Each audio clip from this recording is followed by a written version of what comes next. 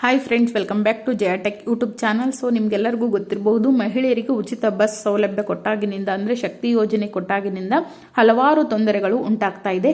So ಅದೇ ರೀತಿ ಈಗ ಜುಲೈ ತಿಂಗಳಿನಿಂದ ಮಹಿಳೆಯರ ಉಚಿತ ಬಸ್ ಸೌಲಭ್ಯ ಬಂದ್ ಆಗ್ತಿದೆ ಅಂತ ಹೇಳ್ತಿದ್ದಾರೆ. ಸೊ ಎಲ್ಲರೂ ಕೂಡ ಹೇಳ್ತಾ ಇದ್ದಾರೆ, ಹಾಗಾದ್ರೆ ಯಾಕೆ ಬಂದ್ ಮಾಡ್ತಾ ಇದ್ದಾರೆ, ಏನು ಕಾರಣ, ನಿಜವಾಗ್ಲೂ ಬಂದ್ ಆಗ್ತಾ ಇದೆಯಾ, ಏಕೆ ಕಾರಣ, ಏನಾಯ್ತು, ಈ ಒಂದು ವಿಡಿಯೋದಲ್ಲಿ ನೋಡೋಣ. ಹಾಗೆ ನಿಮಗೂ ಕೂಡ ಶಕ್ತಿ ಯೋಜನೆ ಮುಂದುವರಿಸಬೇಕಾ ಬೇಡವಾ ಅಂತ ಹೇಳಿ ತಪ್ಪದೆ ಕಾಮೆಂಟ್ ಮಾಡಿ. ಹಾಗೆ ಈ ವಿಡಿಯೋ ಇಷ್ಟ ಆದರೆ ಲೈಕ್ ಮಾಡಿ, ಹಾಗೆ ನಿಮ್ಮ ಫ್ರೆಂಡ್ಸ್ ಫ್ಯಾಮಿಲಿ ಎಲ್ಲರಿಗೂ ಕೂಡ ಶೇರ್ ಮಾಡಿ.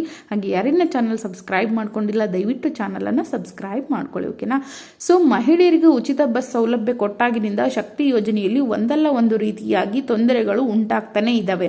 ಮಹಿಳೆಯರಿಗೆ ಫ್ರೀ ಬಸ್ ಕೊಟ್ಟಾಗಿನಿಂದ ಅವರಿಗೆ ಮಹಿಳೆಯರಿಗೆ ಒಂದು ಸ್ವಾತಂತ್ರ್ಯಕ್ಕಿಂತ ಅವರ ಒಂದು ಮರ್ಯಾದೆ ಹೋಗ್ತಾ ಇದೆ ಅಂತ ಹೇಳಿದ್ರೆ ತಪ್ಪಾಗಲಾರದು.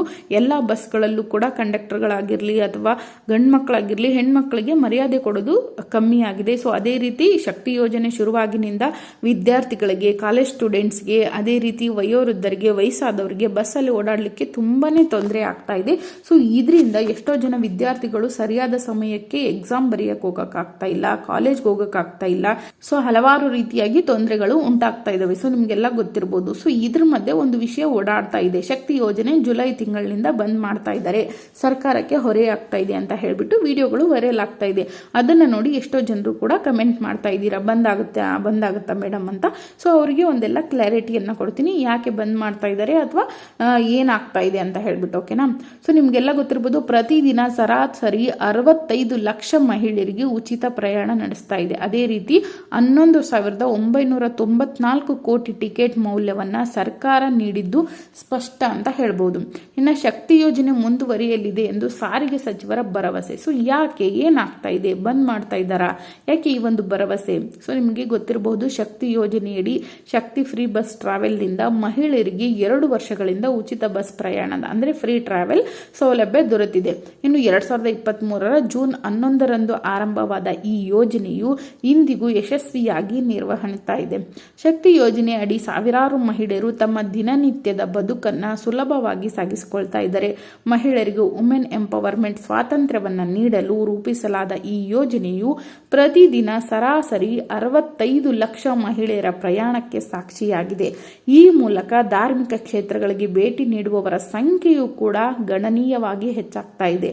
ಸೊ ಕೆಲವರು ಯೋಜನೆಯ ವೆಚ್ಚ ಹೆಚ್ಚಾಗಿದೆ ಎಂದು ಮಾತನಾಡಿದರೂ ಕೂಡ ಸಾರಿಗೆ ಸಚಿವರು ಈ ವದಂತಿಗೆ ತೆರೆ ಎಳೆದಿದ್ದಾರೆ. ಅಂದ್ರೆ ಎಷ್ಟೋ ಜನರು ಸಾರಿಗೆ ವೆಚ್ಚ ಜಾಸ್ತಿ ಆಗ್ತಾ ಇದೆ, ಹಾಗಾಗಿ ಬಂದ್ ಮಾಡ್ತಾ ಇದ್ದಾರೆ ಅಂತ ಹೇಳ್ತಿದ್ದಾರೆ. ಸೊ ಅದಕ್ಕೆ ಸಾರಿಗೆ ಸಚಿವರು ಏನ್ ಹೇಳ್ತಾರೆ ಅಂತ ಹೇಳಿದ್ರೆ, ಯಾವುದೇ ಕಾರಣಕ್ಕೂ ಕೂಡ ಶಕ್ತಿ ಯೋಜನೆ ನಿಲ್ಲೋಲ್ಲ, ಶಕ್ತಿ ಯೋಜನೆ ಮುಂದುವರಿಯುತ್ತದೆ, ಯಾವುದೇ ಸ್ಥಗಿತ ಇಲ್ಲ ಅಂತ ಹೇಳಿ ಸ್ಪಷ್ಟನೆಯನ್ನ ಪಡಿಸಿದ್ದಾರೆ.